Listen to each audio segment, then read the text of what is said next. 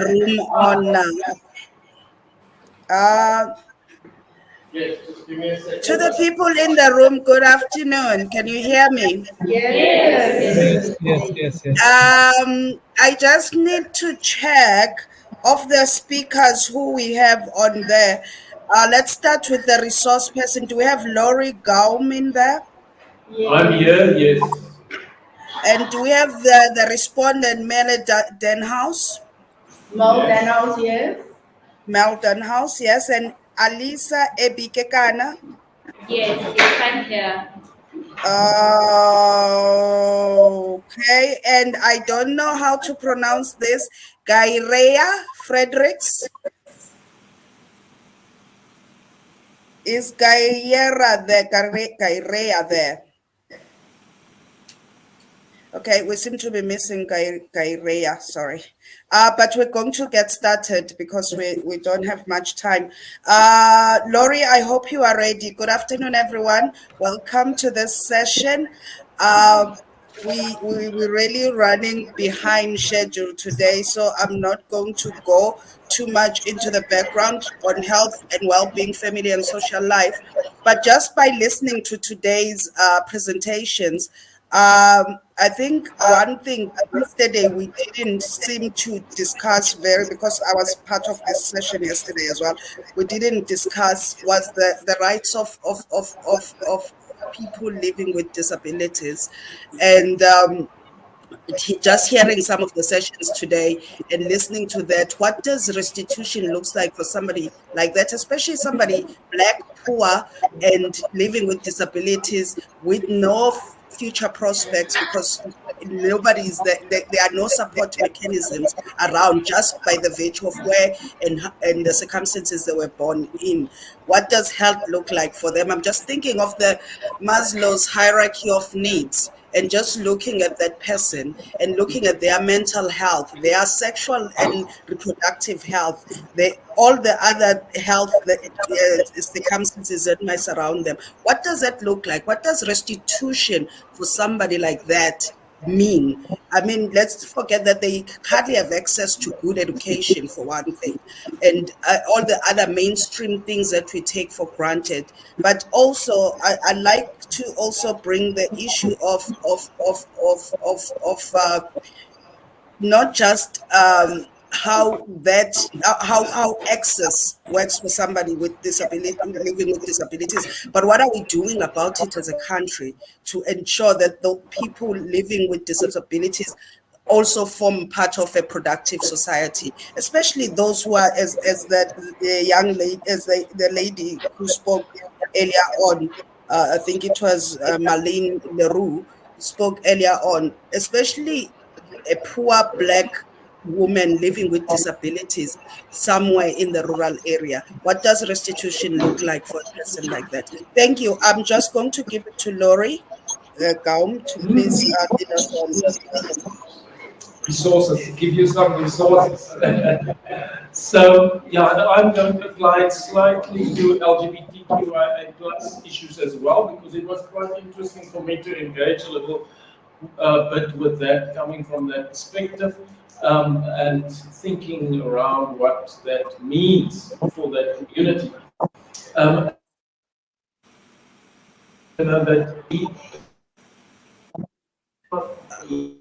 Excuse me, Laurie, can I ask everyone else to please mute yourself because we've got feedback with the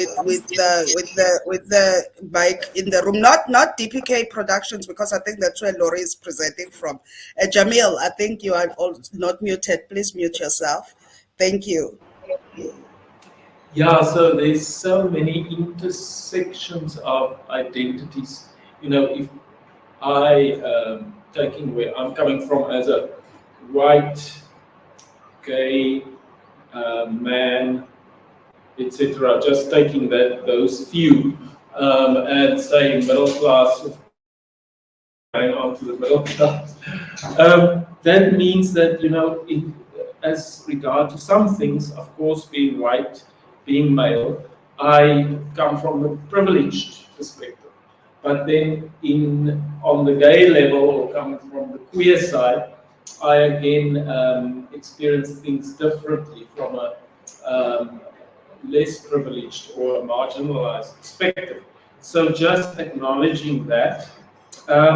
Just maybe one remark about moving from um, victim language, maybe that was mentioned also by Marlene and so on, to speaking of the survivor rather than the victim, because actually with some of the processes I'm involved with called gender equity and reconciliation, it draws on the TRC model and applies it then to gender. So it creates fora for people across the gender spectrum to come together and talk to their experiences of gender wounding and injustice and breakthrough to healing experiences. And there we speak of witnessing to your truth. And that storytelling that was mentioned there, which is an important component of, owning where you're coming from, what your positionality is, and being able to express that and being listened to, really being heard. I mean, that's for me part of the healing process that I'm quite interested in, and wondering exactly what is the mechanisms towards healing, to find healing for myself where I need it, but also to be an instrument of healing for others where I come from the privileged people and where I need to meet people so that they can find healing for themselves and we can find healing together. Because I do think that togetherness, the fact that even I've thought now again, what I'm wondering about is to what extent is gender-based violence a relational problem? There's a lot of work done separately by women's work to empower women, men's work when they deal with their issues, just like white work needs to be done about race. But then we actually want um, to successfully address the relationship so that they get to know and understand how to get along better on an equal level. And so there needs to be a relational intervention, really, where people learn to work together or to be together by really respecting the other as an equal, and then also supporting the other for where it's needed. So maybe I thought about a couple of examples, but just saying, I think that the project of Black consciousness and that of gay pride is actually use it in a different sense from what Luandu was using it, because I think he was referring to the political part of gay pride. But that is really the recovery of identity and the restoration of identity of the full humanity of a person in their full being. And that is on the one side the healing, that the internal and personal healing probably that needs to take place. Yeah, what I'll conclude with is that important remark within the summit's framing that says if restitution doesn't occur, then justice often doesn't occur. And I've experienced that a bit on the receiving end of that in the Dutch Reformed Church from which I come and which I'm a minister in, still on their books, but they kicked me out for being gay, etc., etc. But my point there is that there hasn't been real acknowledgement of the pain caused, and I think that was all through, the theme here. That,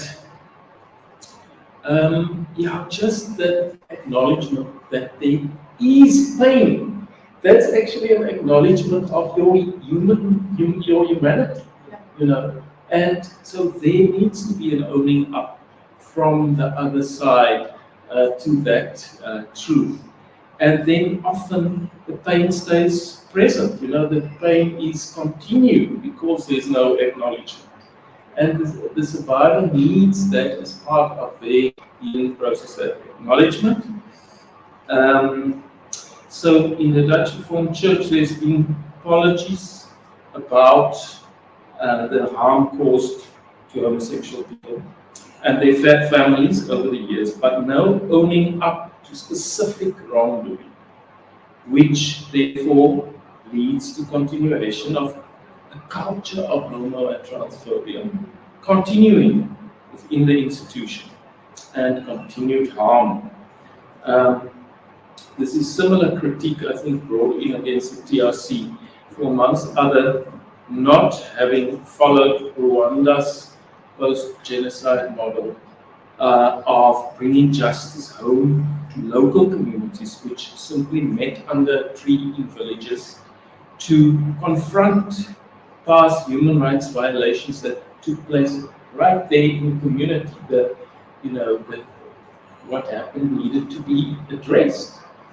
And since there's no grappling in the Dutch Reformed Church with the extent of psychological, psychosocial, physical, financial, and existential harm caused on this level to deal with the restitutive consequences thereof and follow through thereon. Justice regarding sexual diversity, not even to speak yet about gender identity and expression, that's not even part of the conversation yet, but this stays elusive, justice on this level. And the issue stays a bone of contention. So I think there is a need for this, spaces of storytelling where people can first-hand hear what the harm was, that how people experience it, how it impacted on their lives and continues to impact on their lives. And it needs to be heard from the other side, received in order for healing to take place and for the consequences of that healing, meaning restitution, and what it means. Thank you.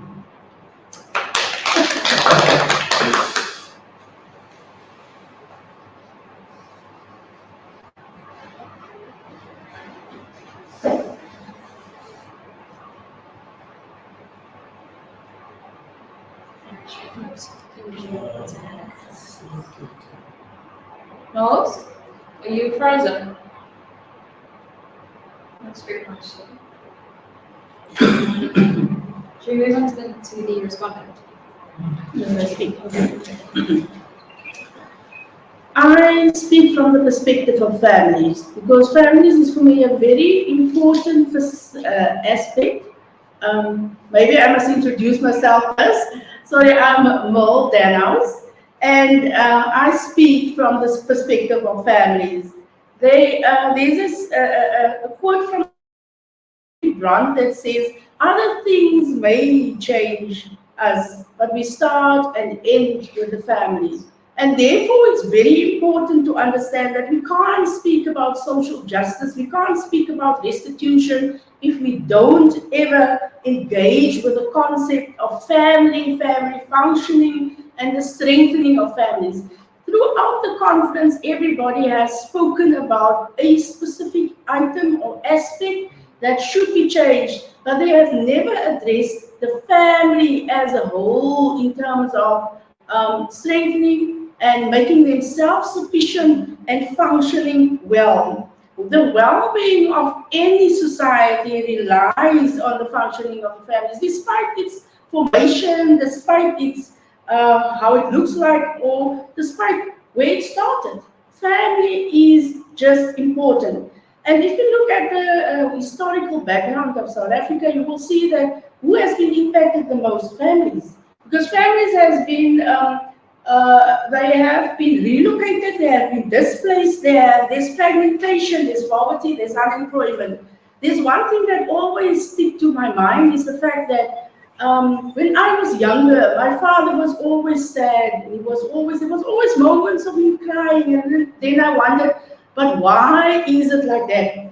Only when I got to a certain age where I realized that my choices were influenced, where I had to go study, where I wanted to go work, what I wanted to do was influenced by a system that also influenced my parents.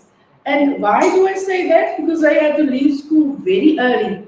And then they wanted to do to improve the family conditions, and they worked at went to Cape Town, and then they couldn't go back to their family. And my father always had that feeling of sadness because he lost out on life events, family events, family routines that was important for him as a young boy at that stage to learn from his father, to learn from his mother. And I still see it in the where I'm working. When I started at working, there was that a specific incident of a young woman. I was still also very young, so I always challenged myself to the fact: did I do something? Was it the right thing?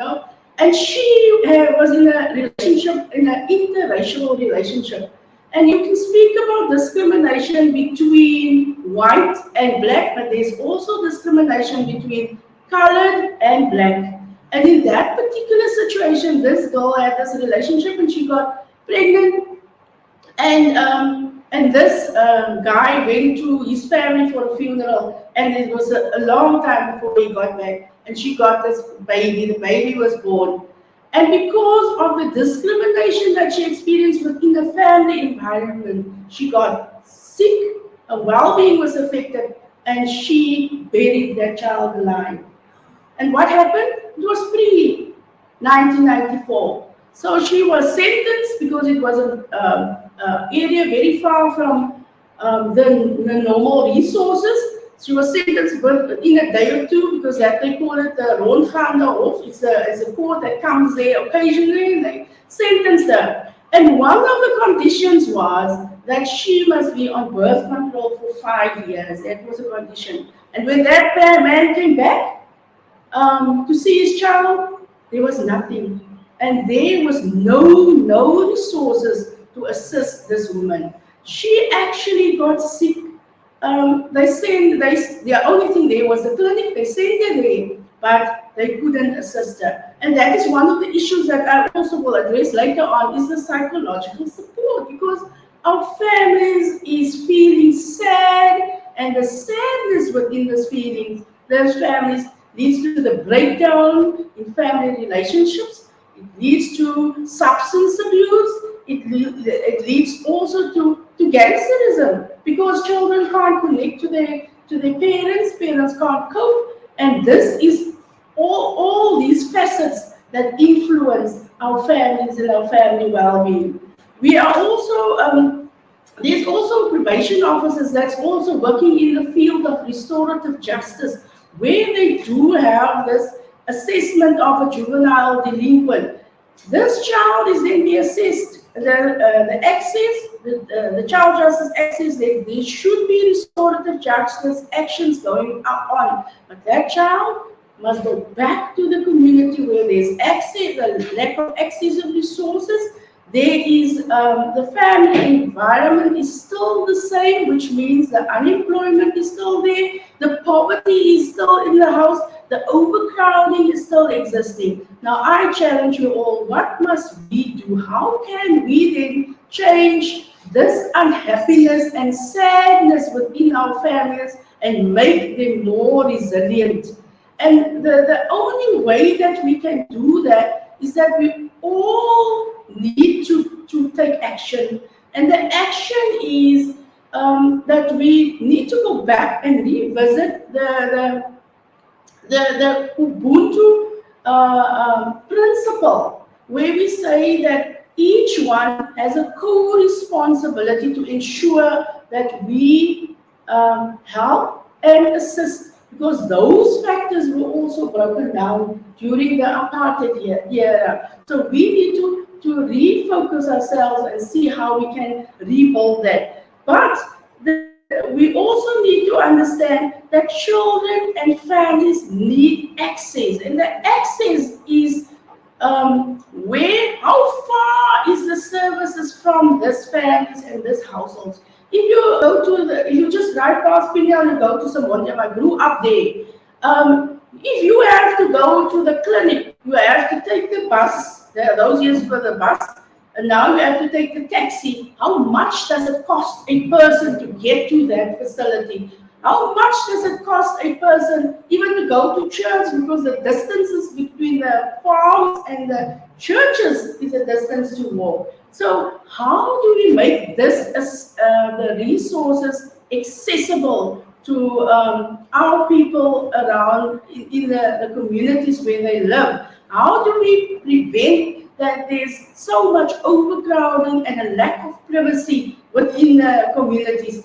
And then we can have all these acts, we can all have all the everything that's good and well and safe within South Africa, but we need to make this accessible.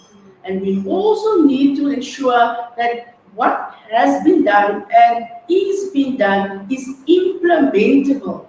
Because there is so many things, but it's not implementable. The resources is not available, but also if you look, for example, as I spoke about the well-being of families, the sadness that is in there is psychological services. When the services is free, you must also go a distance to the service. You have to wait 1 month or two before you get the appointment, and also it is where the time limit or the time allocated to the specific Please wrap family up. is very limited. So I'm concluding by saying, yeah, social justice and institution is very important. And I say to you, my father has been sad. He died a sad man because of what has happened. We have the challenge and the opportunity to change the sadness in families so that we have self-reliant and fully functioning families.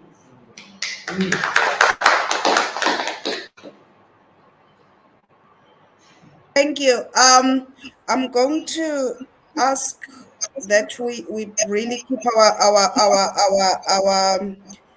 presentations brief from here on. I'm sorry, I was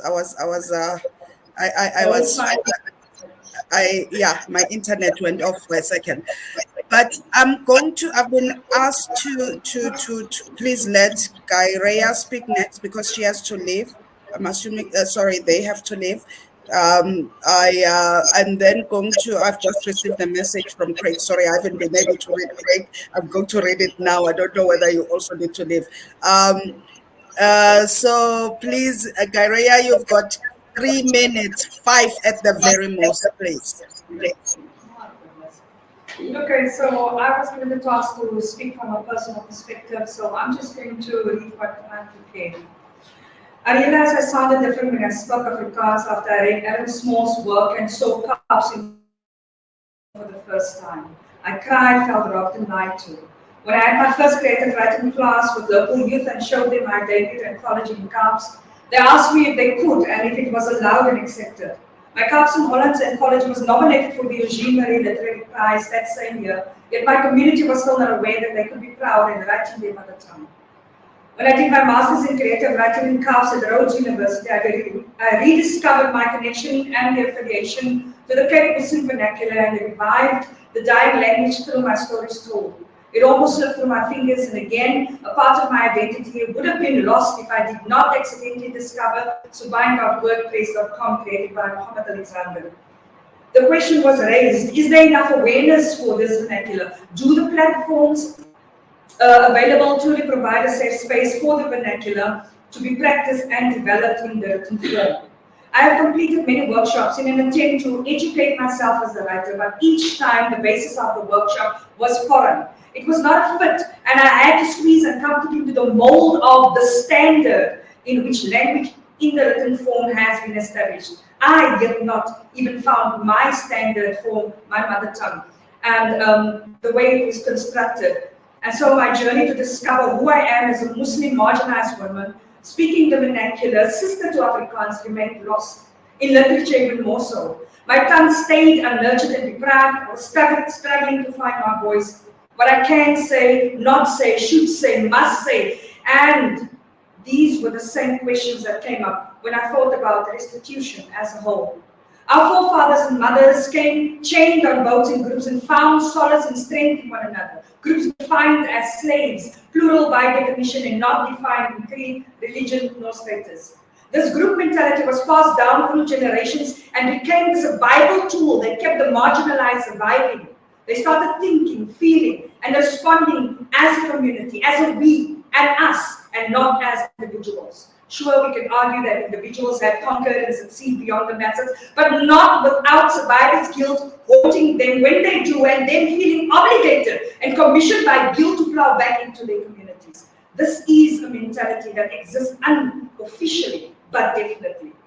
During the apartheid group areas, again groups were defined not by creed, religion, nor status. The unspoken dialogue of keeping in groups and thinking as a herd was subtly wired into the mindsets of our communities. Therefore, when we define restitution, it can never be exchanged on an individual basis, but should be approached and implemented where its impact falls on the masses, the community. Today, I cannot speak only with my individual voice, but from the voice of the masses, the community. I am a Muslim writer, poet, artist that was fortunate enough to grow up in a house where my mother rebelled against her upbringing by allowing me to get exposure to cultural experiences and art and literature. She paid for the art lessons during school holidays and bought me books to read. I never realized I was from the marginalized group growing up because I never felt left out or deprived from any adequate exposure to art and literature. And therefore, I never approached and reasoned as one. Sure, I had the cognizance that it does exist, but it never deterred nor disempowered me. I think I was more liberal character on my journey to explore and discover my voice as a Muslim woman rather than fighting any other disadvantages popular at that time. My upbringing was also nurtured with a mentality to survive and depend on alternative solutions. Therefore, I cannot ignore the platform my mother created. She supported me when I started writing seriously and promoted my talent amongst family and friends without caring what their reaction and reservations would be. This was in itself revolutionary, and therefore I feel the injustices cannot be an individual experience or based on gender, but was felt as a community. My mother did nothing really as profound as to just create a safe space for me to grow in.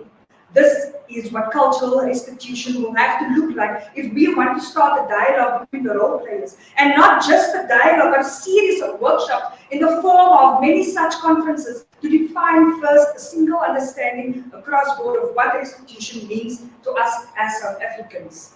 And furthermore, we should ask ourselves, what will flow from these conferences? What will the shape of retribution be contoured as? Would it be cemented in the form of land offered to build a foundation to teach our youth and communities to embrace their past and envision their future in their tongue, their culture, and their language? Would money be made available to create festivals for our terms, alien to the history and upbringing of our communities, so that they can truly be celebrated and the guests be the current Canaan, so that the true education of culture can be merited based on the ancestors' traditions in our communities? The very people who form community and saw it as a verb and not a noun. So that the claims are even by pausing everything and providing an opportunity to truly showcase a different but interesting heritage full of rich history and inherited talent, free from the heavy pain of the past it keeps attaching itself to. For the artists to break free from their confinement and the belief that they do not need validation from anywhere and anyone but themselves, not even their own communities. To have a space where individualism can be celebrated without survivor's guilt because there's no need for the concept. To say what you want, the self, I'm coming to my conclusion, censoring when you say it must be what you must say. When that can be achieved, and this is my conclusion, when that can be achieved, then restitution may have a good chance in shooting roots in many communities and redefine groups to their creed, religious beliefs, and status without considering ethnicity or gender, giving them as a result the freedom to acknowledge themselves and make space take space in the creative cultural universe to claim as their own pride. I thank you. Thank you so much. I wish I didn't have to be the one to cut people off because all your contributions are so very important and so very building and interesting to us. I'm going to go to you, Jamil, next. And please ask that you self-monitor your time because I feel bad having to stop people because, like I'm saying, your contributions are so very important to us. 5 minutes. We're going to have to just be late for report back because I feel that you can't contribute anything less than 5 minutes. Thank you. All right, well, I will try. I think I've written something that's quite succinct. So I have prepared something that is titled Remembering Restitution as Memories. So this presentation addresses the importance of remembering history as it is, and especially as those who were harmed by events of history, as central to constructing what restitution can and should look like. It is also concerned with the restitution of memories as a social resource for constructing the society we want in light of a history of epistemicide and various forms of silencing. So, we have seen for years the inclination to want to take shortcuts to restitution for the sake of soothing the consciences of those who have actively participated or been complicit with a history of oppression. We have heard phrases like, move on, get over it, it wasn't that bad, and that didn't happen. No doubt, such utterances stem from the same lack of concern for humanity that maintain the various systems of oppression we are still recovering from. It is my view that in order to speak restitution, we must remember what we are recovering from. Excuse me, Jamil. DPK Productions, please mute because we're getting feedback.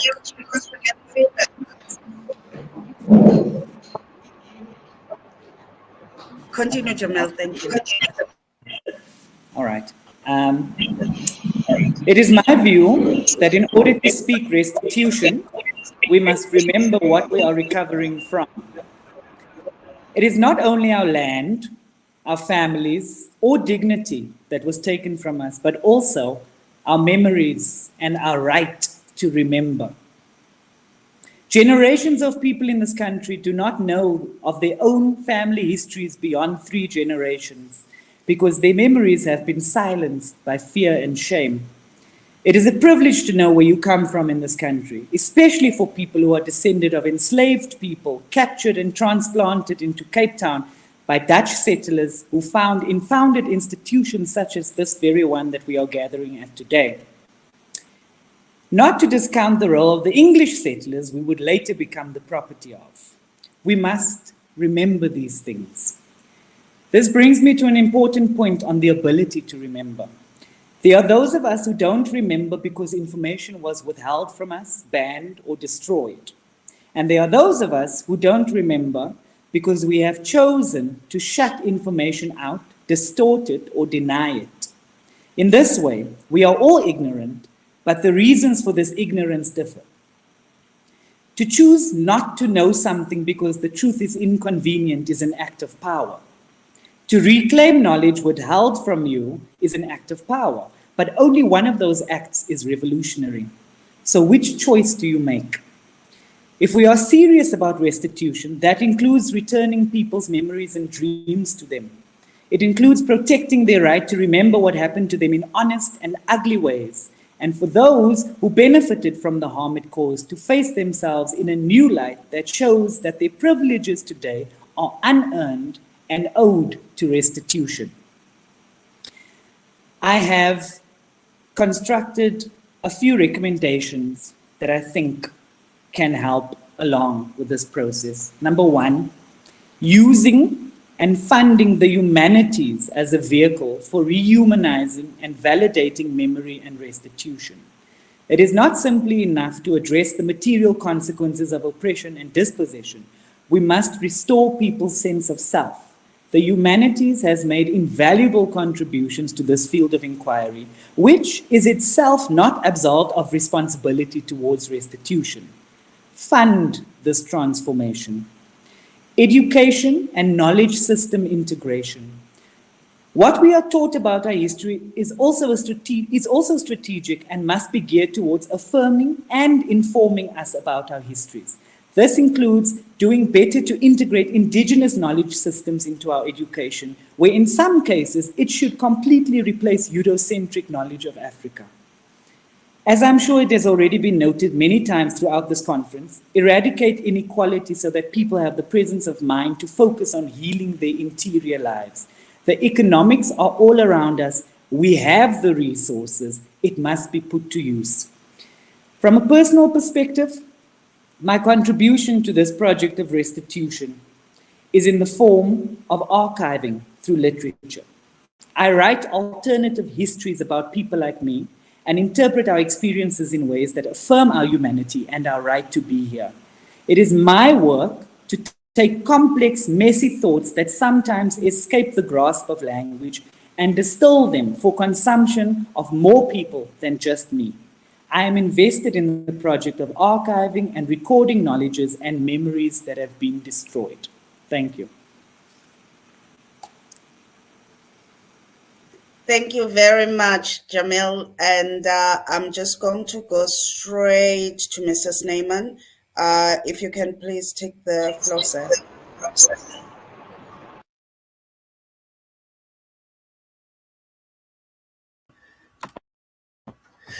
Thank you very much for the opportunity to be here. I'm going to try to be quite brief. For quite a long time in my career, I've been focusing on issues of restitution and trying to mobilize South Africans around the concept as a way of dealing with our past.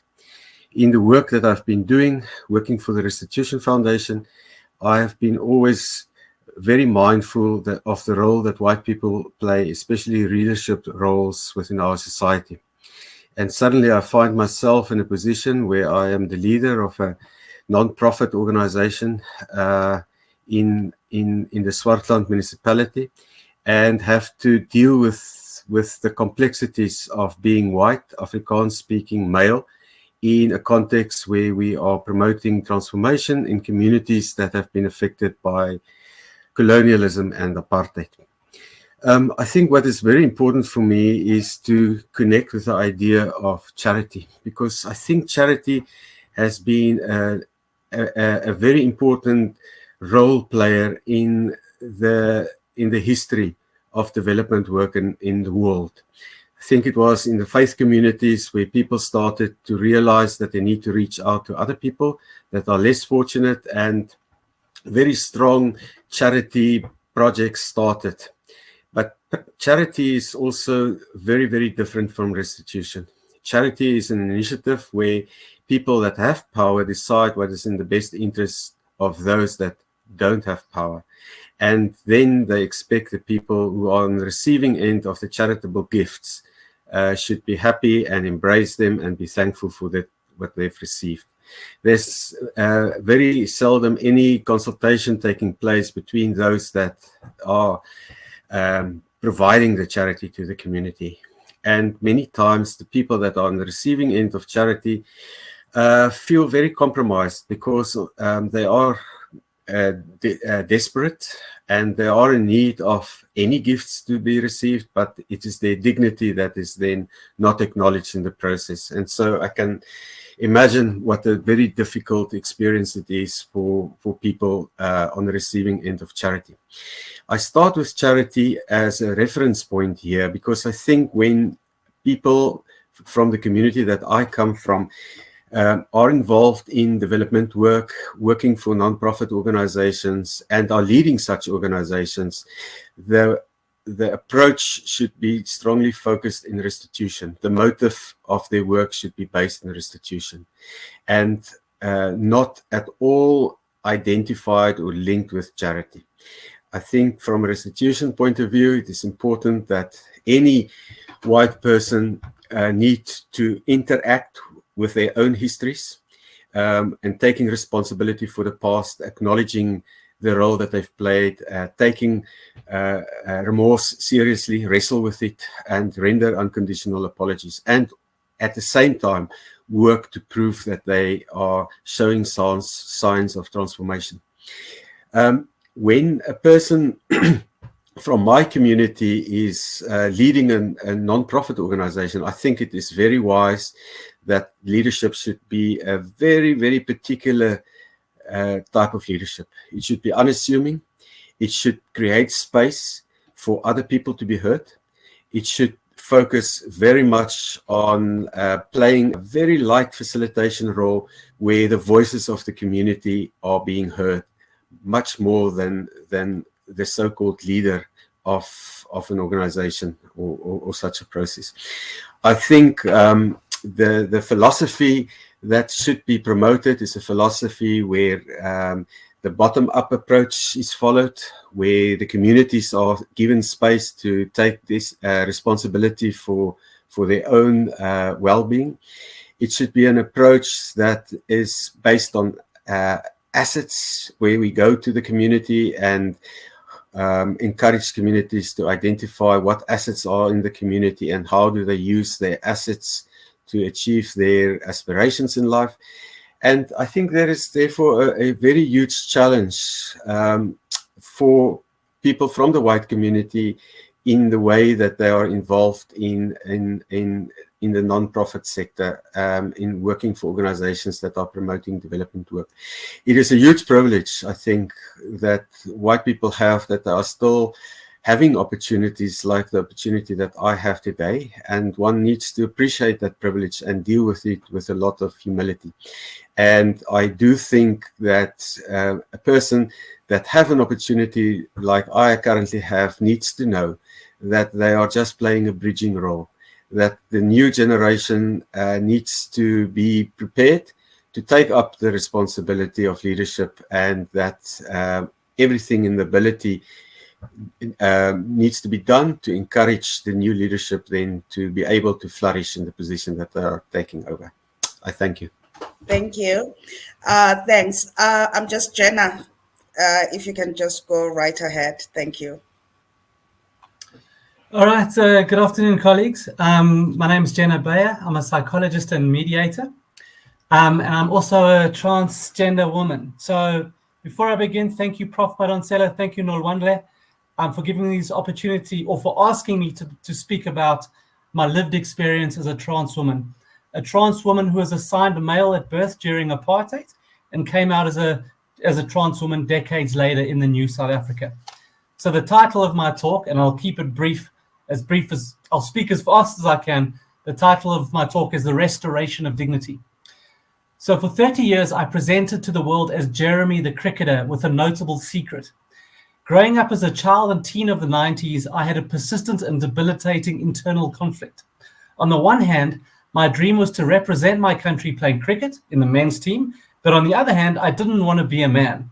Born in 82, I inherited a society that was highly conservative and rooted in binary thinking and a considerable us versus them mentality. By the time I was in grade 1 in 89, frustrating and consistent gender confusion as well as a dissatisfaction with my body was commonplace. It was exhausting. The influence of the societal structure had resulted in early feelings of shame for who I wanted to be, and cricket became my escape. As I developed through childhood and into adolescence, journalists were writing stories of my cricketing talents, and pictures of me playing majestic cricket shots were on full display in newspapers. But in the wake of my rise as a cricketer, I was screaming inside. My head was spinning with questions, fears, and uncertainties about who I am meant to be, and an ever-increasing disgust for my assigned gender and private parts was felt deeply. Finally, in terms of relationships, there is only one way that can describe my relationship journey: nightmare. Ironically, the initial flirting stage with girls was easy, which is usually the hard part for guys, but for me that was the easy part. I didn't have to reveal myself, and I could hide behind the superficial flirting. But inevitably, as I started to settle into a relationship with the girl, thoughts of revealing my gender identity became such a fearful prospect that the relationship was doomed to fail. So in line with today's discussion, What impact would this persistent trapping feeling and fear of coming out as a trans woman have on my dignity and self-worth? This trapping feeling or hiding resulted in a psychological process called internalized oppression or imposter syndrome. In other words, because I internalized the secret as weird, wrong, or bad, I started to believe that I was less than. I was oppressing myself. People were more talented than me, they were normal, and I was something else. They were smart while I was average, and they were tough while I was weak. It was like taking a cricket bat and a pillow and continually smacking the pillow until there is nothing left inside the pillow. This is how damaging oppression can be, whether it is inflicted by an oppressor or a creation of your own mind. My internalized oppression was impacting all aspects of my life. As time passed, I started to become more adventurous. Teaching myself makeup and learning to walk in heels behind a locked door was taking its toll. I hadn't revealed my secret, but I was now walking in public places as my true self, Jenna Bayer. However, this persistent fear of getting caught, which was inducing high levels of anxiety, eventually came to a head in a popular shopping mall in Johannesburg. While walking in this mall in my favorite dress, I was being stared down from every corner, and before I knew what hit me, I collapsed. I had a panic attack in the middle of a shopping center. 30 years of hiding behind the veneer of a man had reached a crescendo, and so I embarked on my journey to restore my dignity, my restitution process, and I came out as a trans woman. How would I go about this? Psychologically, I had two options. I could change my profession and continue to live a double life, or I could make my problem my power. I realized that dresses and makeup was half the battle. I had to change my attitude. Or as Einstein once said, in the middle of every difficulty lies opportunity. I started recognizing the opportunity and influence I could have. Being a psychologist in the South African context, I need to realize the powerful influence I could have. I looked at my internship experience at UJ and realized that all my clients who I helped felt trapped in fear, anxiety, worry, and an abuse cycle. Most often, it was this trapping feeling that led to mental illnesses like depression and substance abuse. Therefore, my goal as a therapist was to liberate and help a person speak their truth. I thought about my therapy clients who had been victims of gender-based violence and the multiple occasions they stated how they would be treated dismissively and sent away at police stations. It was at this moment I realized the psychological power of active citizenry and educating the public on mental health. These failures of democracy that GB victims experienced at police stations led me to the Thuli Madonsela Foundation, whose ethos is democracy for all. I attended events at Constitution Hill, including events on racism hosted by the Ahmed Kathrada Foundation. At these courses, I learned more about the psychological impact of oppression, the level of distrust that still prevails in South Africa, and survival stories from struggle heroes. It was also extremely important to consider how I grew up and how the world would see me now. I was a white male. This means my skin color and gender was never an obstacle, but I was now a trans woman, a highly marginalized group. I had to see this as an opportunity to think about the daily challenges women have, such as gender pay gap inequities and receiving catcalls while walking on the street. It was these thoughts, as well as the memories of GBV victims, that fueled my drive to write ideas and interventions to the SA Human Rights Commission and Commission for Gender Equality. And finally, Jenna. before I conclude. So in conclusion, I've now been living full-time as a trans woman for 3 years. I've come to realize from my journey that it is not what you're getting, but who you are becoming. I would rather be mocked, humiliated, and threatened than live an apologetic life. I will never trample on my dignity, my identity again, because if I trample on my identity, then I'm trampling on my dignity. Thank you very much. Thank you so much, Jenna, for that. Thank you for sharing. And I'm going to, we're told that we have up to 15:15, but Sarah, if we can push it to 20:20, please. And Alisa, are you in the room? Is Alisa there, Sarah? Yes, Alice? but I'm late, and I'm going to put my phone fast. No, you have till 1:30 actually. Oh, We okay. rescheduled everything. Okay, perfect.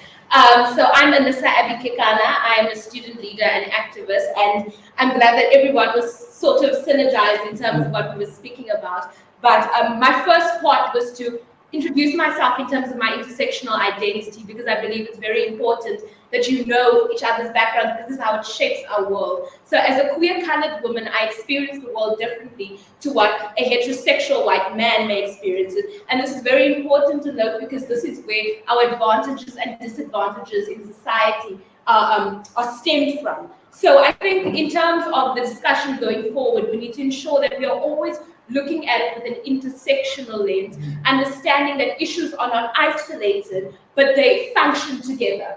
And this will help us come up with more pragmatic solutions. So yeah, that's just to set it off. But I want to speak a bit also about my family and where I come from. And I was telling Aurora the story earlier, my great-grandmother was a slave. And my dad always used to make this joke that I got the good side of my grandmother when I met her, because when he was growing up, my grandmother and my great-grandmother weren't as nice as they seemed to be. And I never understood what he meant when he said this, but he said that my great-grandmother, at times where they would maybe play outside in the street until the lights come on and they come back home, she would tell them for 2 days you're not allowed to eat. And I told him, but Dad, that's abuse. You endured abuse. And he said, but Alyssa, that was the way that she was treated. So in terms of addressing the past, we need to look at the behavior and the toxic practices that have been passed down in generations because of colonialism and apartheid. And in order to address this, we need to have the difficult discussions. But someone from my generation, a lot of the time when I approach my parents, my grandparents, and I ask them about apartheid, it's a touchy subject for them because they don't want to relive that trauma. But we need to unpack in order to move forward. And that is what I want to pose as solution in that sense, is that we need to make these discussions accessible for all. We need to ensure that, yes, this is very high level academic, but how are we speaking human to human? How are we speaking on that ground level basic where we can understand and see each other's humanity? So in terms of family dynamics, I think we need to ensure that what we learn in these spaces, we take it back home as well. And we challenge and address certain behaviors so that it doesn't get perpetuated and passed down to future generations. And that's really how we are going to see restitution in terms of family life. And then I was obviously, owing to my identity, I always am saying I have to push the queer agenda all the time. And obviously we're in October now, South African Pride Month, commemoration to the first Pride March in South Africa. And we need to see more acknowledgement for atrocities, like it was said. But my thing is that I had this discussion with a few friends of mine. How can we can't move forward if people don't accept that they have done us wrong.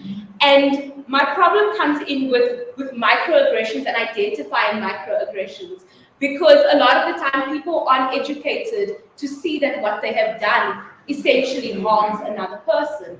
And that owes to perhaps the education in our schooling system on identity, but yeah, it draws away from us moving forward because we can't see that I've wronged you. I'm going to use maybe my identity as a colored woman. If somebody says, oh wow, you speak such nice English for a colored woman, if they don't understand that that is offensive, they can't learn from that and move forward. So again, in terms of education as a whole, but drawing from that point, and I'm going to try to keep it brief, so I'm trying to time myself here. We need Which is why I come in. I'm Alisa. Please wrap up because we really do want to hear from Craig as well before we close. Yes, no problem. I'm definitely. In terms of education system as a whole, now I know that I'm very privileged to be at university. many people, my peers, are not as privileged as I am, because I do come from a low to middle socioeconomic background. And the problem is that the only time where I was ever motivated and sparked to engage in critical discourse on the development of our country was at university. We don't have this in our high schools, and we don't have it in our primary schools. And we're not going to foster the culture of speaking about certain things and posing solutions from that age already. We are going to sit with this continuous backlog. We have, and I love the fact that this is bridging the gap. One of my things that I always talk about is that we need to have intergenerational discussions. Yes, as the youth, we have the fire and the force, and we really can, we can go at it, but we don't always have all the solutions. So we need to have intergenerational discussions, but this needs to happen earlier on as well. So in wrapping up, I think, yes, Malwadre, in wrapping up, I think in terms of tackling issues where health and well-being is concerned, and specifically pertaining to the LGBTQIA+ community, as well as other marginalized groups, we need to ensure that our discussions are taken to the ground. We need to move it out of the boardrooms, out of the summit. Yes, this is where we plot and plan, but we need to take it back to the masses. We just can't do anything for the masses without the masses. We need their input as well. So yes, in closing, that was me. Thank you so much, Lisa. Craig, please go ahead. Thank you for your patience. Thank you, Mwande, and thank you, everybody, for your contributions. I know we're running into the last seconds, so I'll try and not repeat what others have said. Obviously, I enter this conversation. My name is Craig Stewart. I come in as a heterosexual old white man. And so I come with all of those realities that my predecessors perpetrated, or at very least were complicit in, and all of the things that we talk about today and the consequences of the things we talk about today. I also come recognizing that in my own life, I continue to come to grips with that it's not just my ancestors who are complicit, but that I continue to discover the ways in which I'm complicit with systems of oppression that hurt others, and seeking to do the work that removes that out of my life and seeks to make it right. Charlene Swart talks about restitution as making things right again, and so seeking to be like that. More recently, I joined an international NGO, having worked for a South African NGO for a long time, and so now working in that space as well, recognizing that the international NGO movement has been one of the role players in some of these matters. So how do I find myself then participating in such a thing? And I think we've named so many of the ways and so many of the wrongs that are there that need to be worked out. I think the one I wanted to add into the mix, particularly from the lens of the sort of NGO space, is the lens of who gets to make something right. Dion spoke of the distinction between development and restitution, and I absolutely agree with that we need to find a narrative when we talk about this, that we're not talking charity, we are talking restitution. But I think there's also this layer of one of the consequences of the historic and current oppressions is who gets to make it right. That I get to be, because of my social capital, get to be the one that participates in that. And so how then do we start enacting restitution in family and children and health in those side of things? And we were asked to reflect on that personally. I think maybe I'm just going to jump to the personal and leave the NGO. I think for me as an individual, there's the work I continue to do. I'm seeing it as restitution to recognize and own the memory. I think Jamil spoke about the two memories, and to own the memory of my past and my current, to make that visible both in my own life and in the life of my family, so that we can live appropriately in that space. Secondly, I'm the father and husband to 3 children, and to Liesel, to my partner. And so one of the places we want to work it out is, how do we be a family system, and how do my children enter the world and continue to function in the world that at least layers away some of the stuff I was brought up in, and they can deal with the world in a different way. And so how do we be in the world as South Africans that have dealt with some layers of whiteness, have engaged with sexuality and gender in different ways, as a family that can be welcoming to all of these intersections of injustice in such a way that would be a more restitutive space.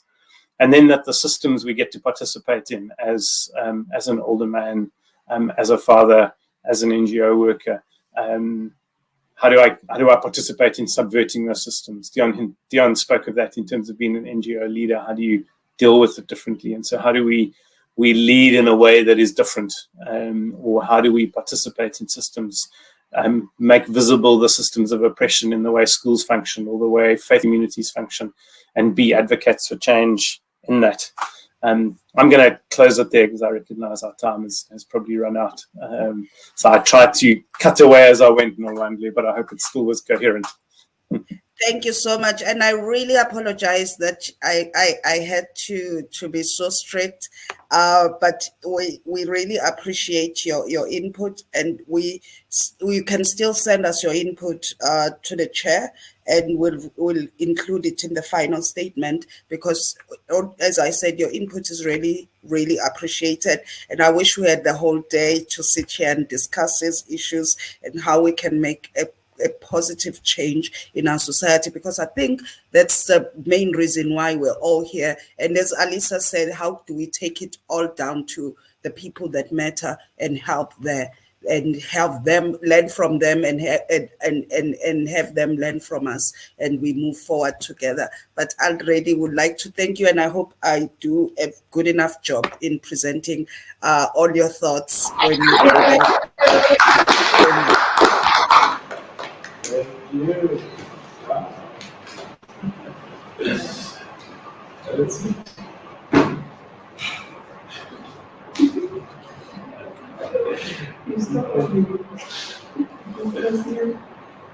Well done, everybody. So speedy.